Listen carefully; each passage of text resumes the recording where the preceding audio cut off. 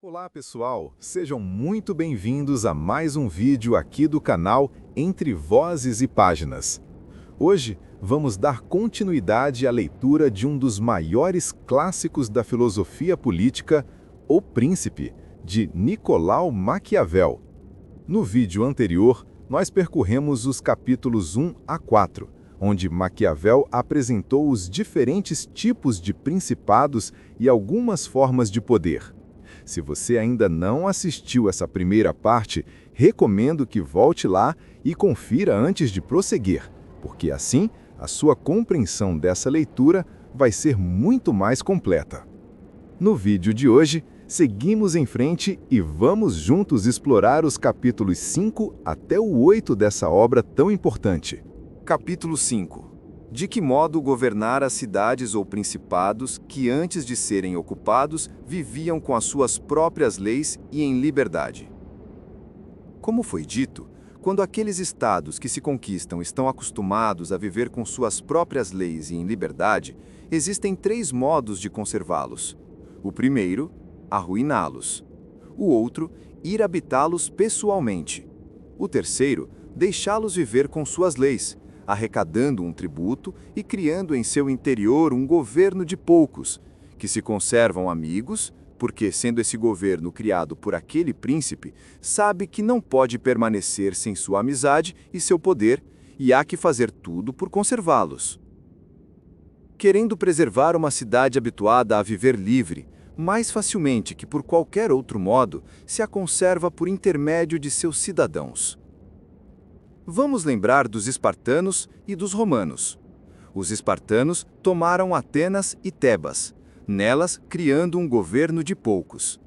Todavia, perderam-nas. Os romanos, para conservarem Capua, Cartago e Numância, destruíram-nas e não as perderam. Quiseram conservar a Grécia quase como o fizeram os espartanos, tornando-a livre e deixando-lhe suas próprias leis, e não o conseguiram. Em razão disso, para conservá-la, foram obrigados a destruir muitas cidades daquela província. É que, em verdade, não existe modo seguro para conservar tais conquistas, senão a destruição.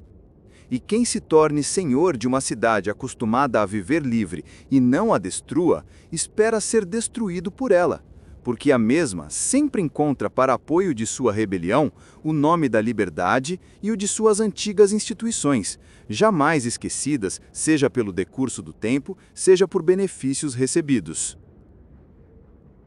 Por quanto se faça e se proveja, se não se dissolvem ou desagregam os habitantes, eles não esquecem aquele nome nem aquelas instituições, e, portanto, a cada incidente, a eles recorrem, como fez Pisa 100 anos após estar submetida aos florentinos.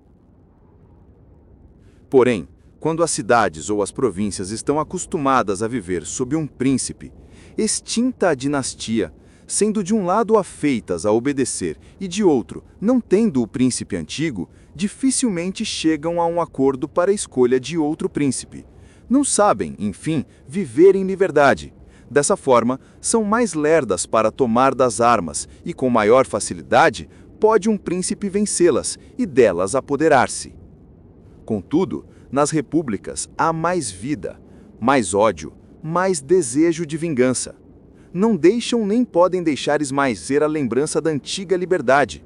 Assim, o caminho mais seguro é destruí-las ou habitá-las pessoalmente.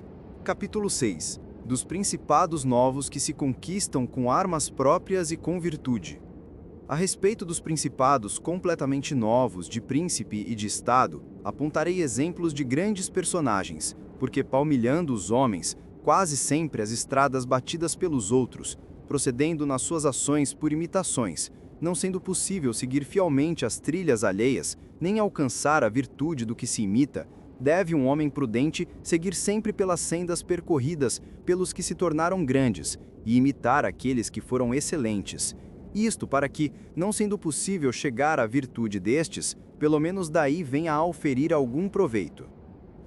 Deve fazer como os arqueiros hábeis que, considerando muito distante o ponto que desejam atingir e sabendo até onde vai a capacidade de seu arco, fazem mira bem mais alto que o local visado, não para alcançar com sua flecha tanta altura, mas para poder, com auxílio de tão elevada mira, atingir o seu alvo. Assim, digo que no principado completamente novo, onde exista um novo príncipe, encontra-se menor ou maior dificuldade para mantê-lo, segundo seja mais ou menos virtuoso quem o conquiste. E porque o elevar-se de particular a príncipe pressupõe ou virtude ou boa sorte, parece que uma ou outra dessas duas razões mitigue em parte muitas dificuldades. Não obstante, tem-se observado, aquele que menos se apoiou na sorte reteve o poder mais seguramente. Gera ainda facilidade o fato de, por não possuir outros estados, ser o príncipe obrigado a vir habitá-lo pessoalmente. Para mencionar aqueles que pela sua própria virtude e não pela sorte se tornaram príncipes, digo que os maiores são Moisés, Ciro, Rômulo, Teseu e outros tais. Se bem que de Moisés não se deva cogitar por ter sido ele mero executor daquilo que lhe era ordenado por Deus, contudo deve ser admirado somente por aquela graça que o tornava digno de conversar com o Senhor. Mas consideremos Ciro e os outros que conquistaram ou fundaram reinos, todos admiráveis, e se forem consideradas suas ações e ordens particulares, estas parecerão não discrepantes daquelas de Moisés, que teve tão grande preceptor. E, examinando as ações e a vida dos mesmos, não se vê que eles tivessem algo de sorte, senão a ocasião que lhes forneceu meios para poder adaptar as coisas da forma que melhor lhes aprouve. E sem aquela oportunidade, o seu valor pessoal ter-se-ia apagado, e sem essa virtude, a ocasião teria surgido em vão. Moisés necessitava encontrar o povo de Israel no Egito, escravizado e oprimido pelos egípcios, a fim de que aquele, para libertar-se da escravidão, se dispusesse a segui-lo. Convinha que Rômulo não pudesse ser mantido em Alba e fosse exposto ao nascer para que se tornasse rei de Roma e fundador daquela pátria. Era preciso que Ciro encontrasse os persas descontentes do império dos Medos e estes estivessem amolecidos e frágeis pela prolongada paz. Não poderia Teseu demonstrar sua virtude se os atenienses não estivessem dispersos. Logo, essas oportunidades fizeram esses homens felizes, e sua excelente capacidade fez com que aquela ocasião fosse conhecida de cada um. Em consequência, sua pátria foi nobilitada e tornou-se felicíssima. Os que por suas virtudes, semelhantes às que aqueles tiveram, tornam-se príncipes, conquistam o principado com dificuldade, mas com facilidade o conservam. E os obstáculos que se lhes apresentam ao conquistar o principado, em parte nascem das novas disposições e sistemas de governo que são forçados a introduzir para fundar o seu Estado e estabelecer a sua segurança. Deve-se considerar não haver coisa mais difícil para cuidar, nem mais duvidosa a conseguir, nem mais perigosa de manejar que tornar-se chefe e introduzir novas ordens.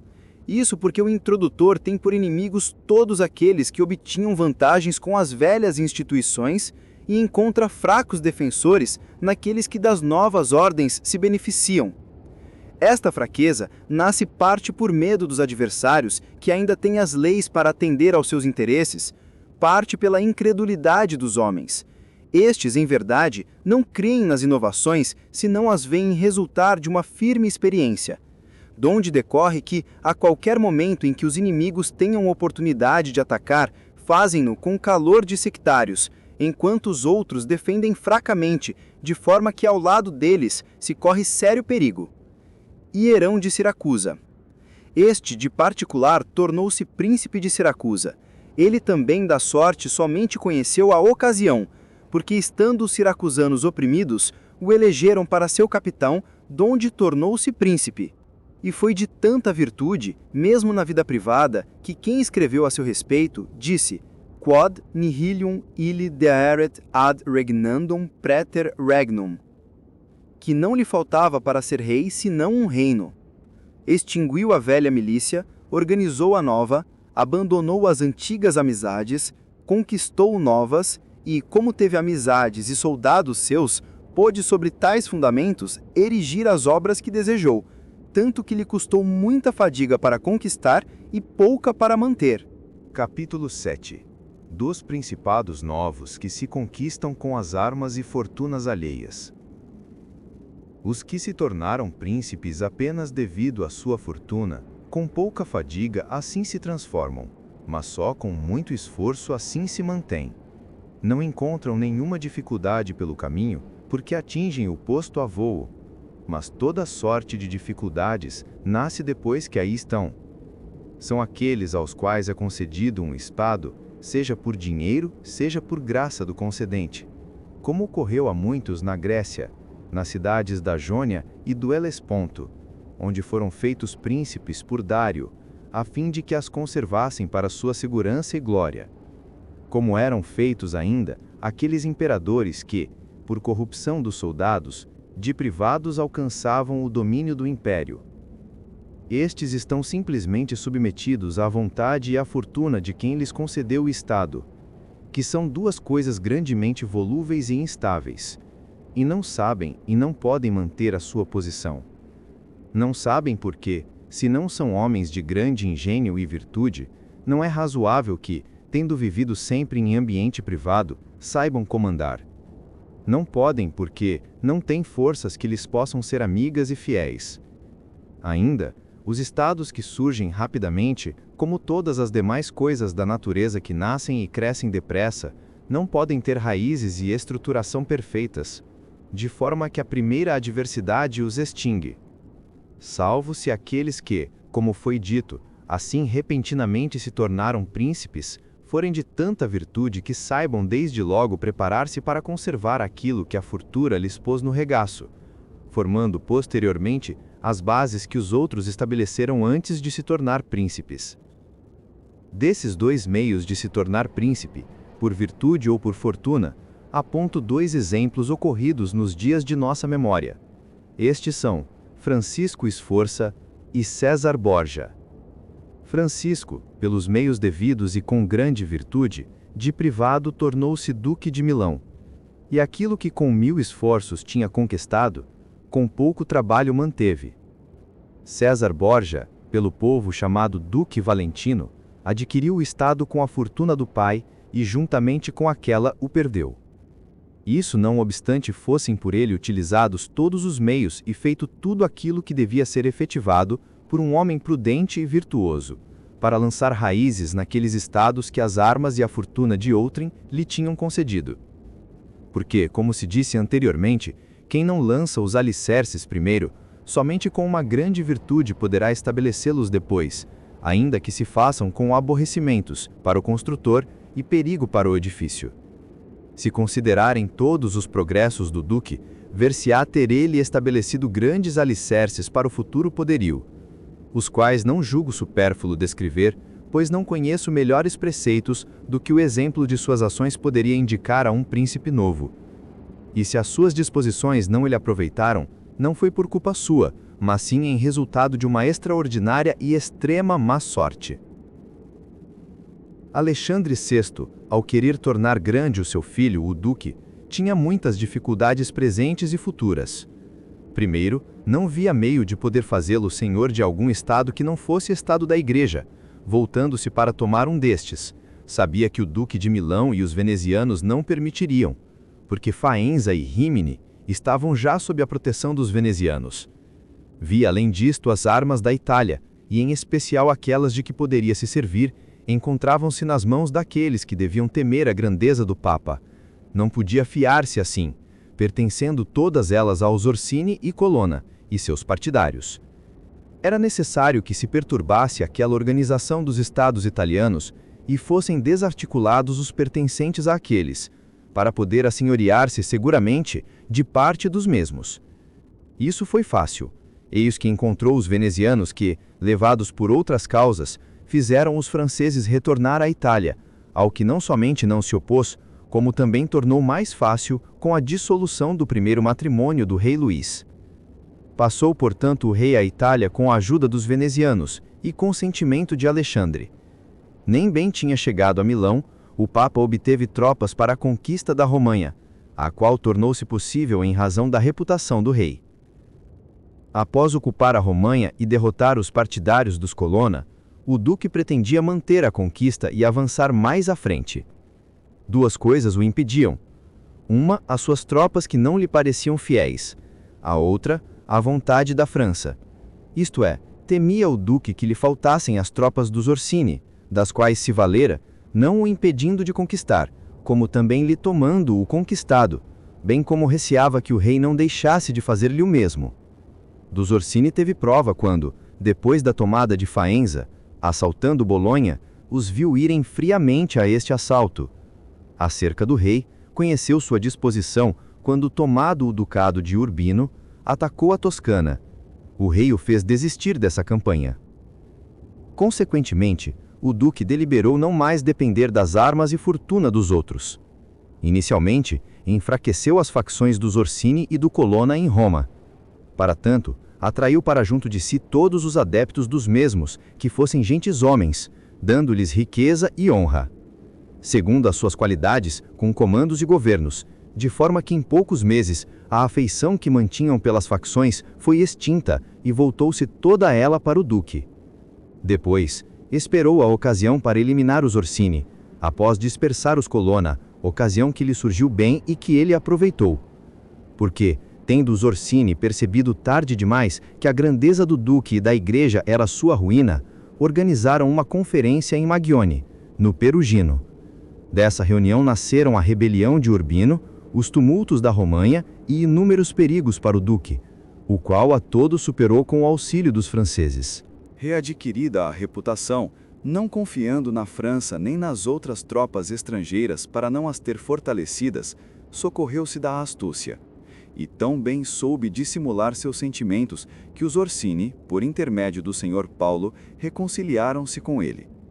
Para assegurar-se melhor deste intermediário, o duque não deixou de dispensar-lhe cortesia de toda a natureza, dando-lhe dinheiro, roupas e cavalos. Tanto assim que a simplicidade dos Orsini os levou a Senigallia, às mãos do duque.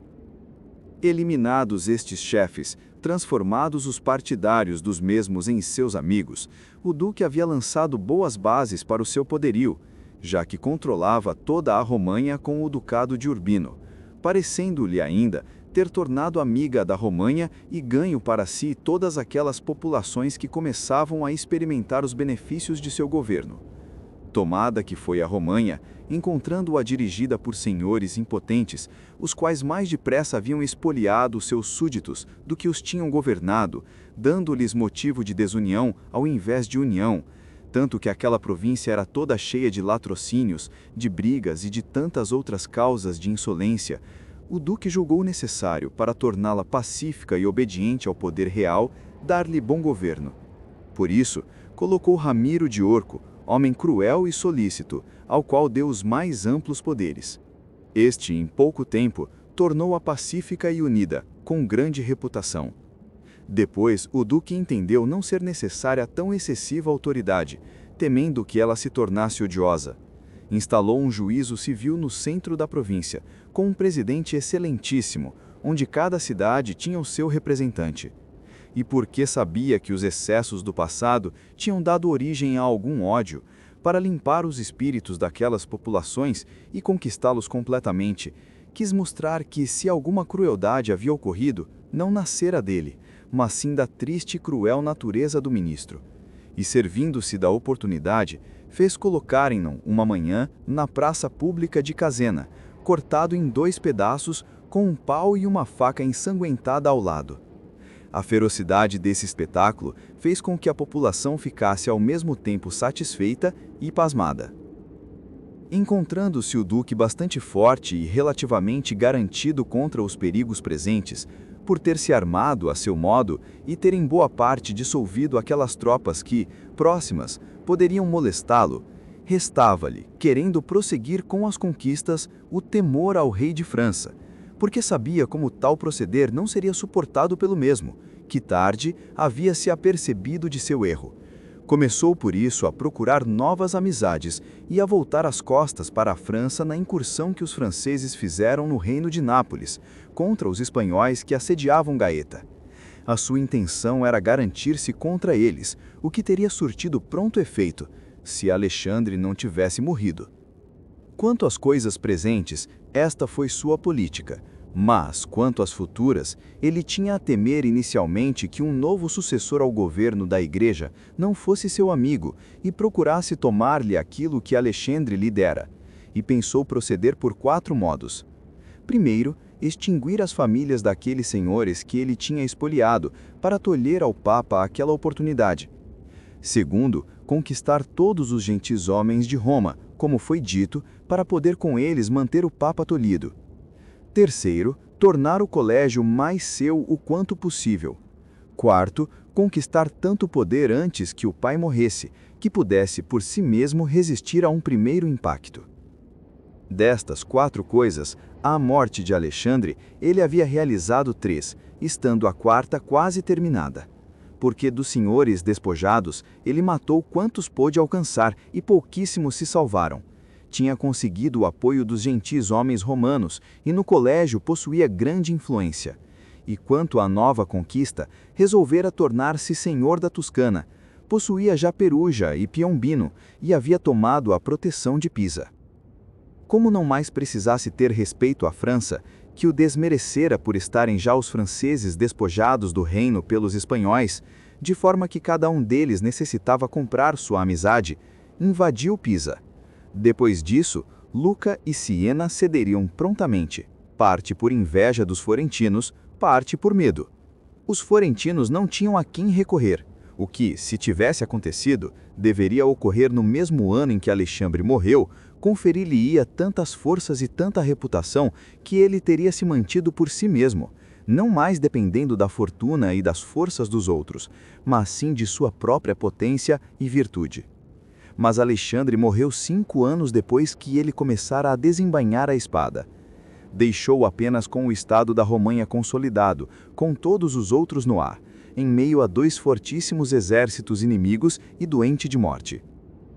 Havia no duque tanta bravura indômita e tanta virtude, conhecia tão bem como se conquistam ou se perdem os homens, e totalmente sólidos eram os alicerces que assim em tão pouco tempo havia lançado, que se não tivesse tido aqueles exércitos sobre si, ou se estivesse são, teria vencido qualquer dificuldade.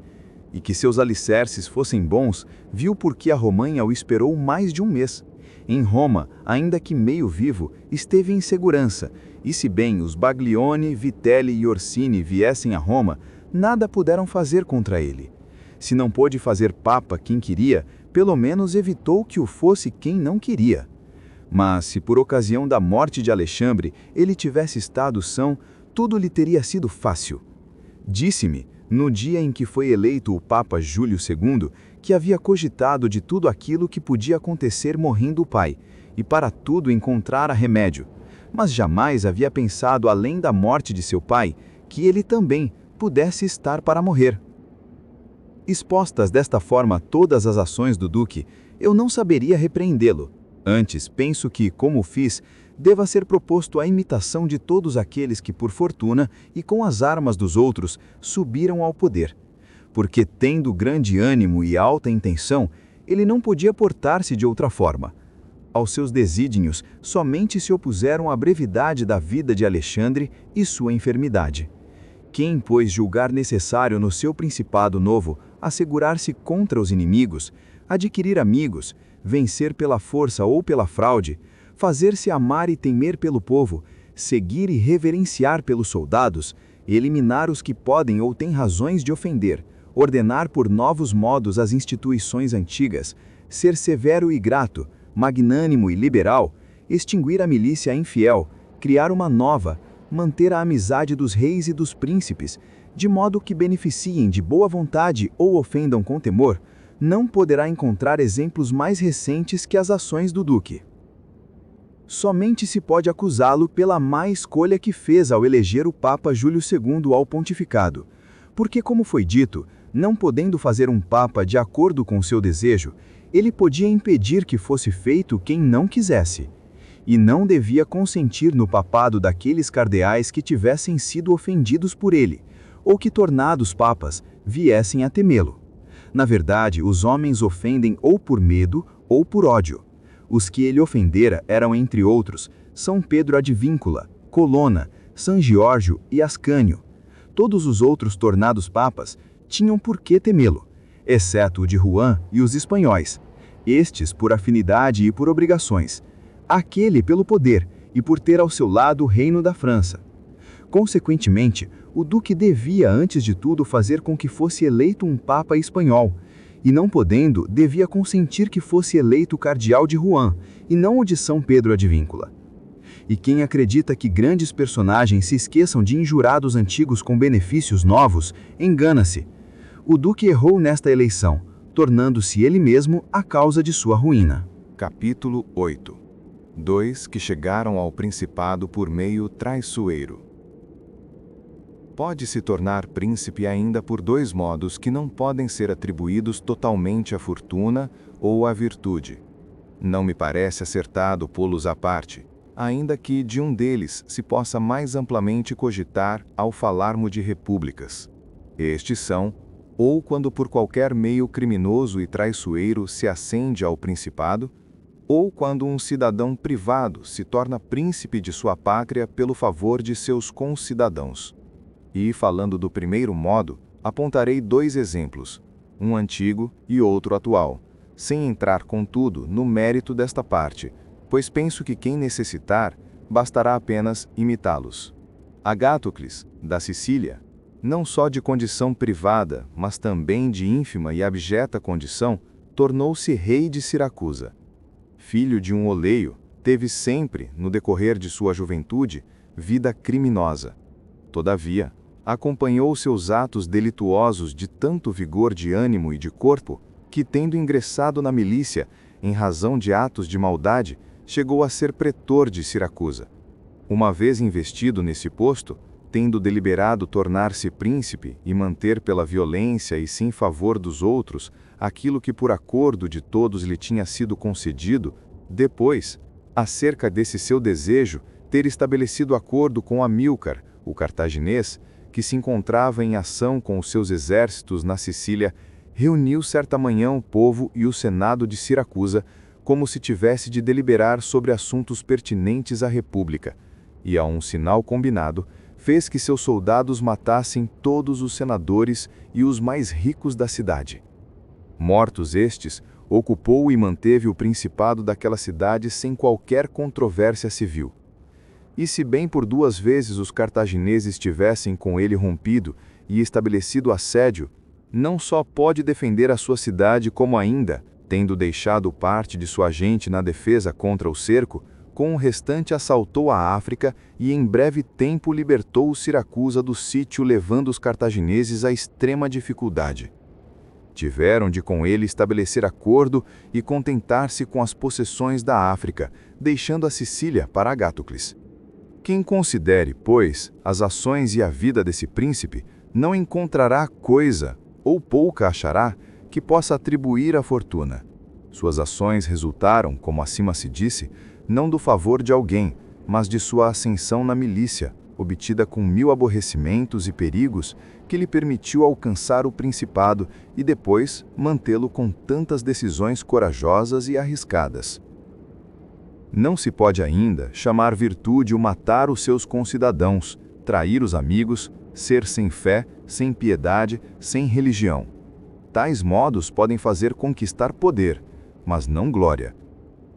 Ademais, se considerar a virtude de Agátucles no entrar e no sair dos perigos, e a grandeza de seu ânimo no suportar e superar as adversidades, não se achará por que deva ser ele julgado inferior a qualquer dos mais excelentes capitães. Contudo, sua exacerbada crueldade e desumanidade, com inúmeras perversidades, não permitem que seja ele celebrado entre os homens mais ilustres. Não se pode, assim, atribuir à fortuna ou à virtude aquilo que, sem uma e outra, foi por ele conseguido.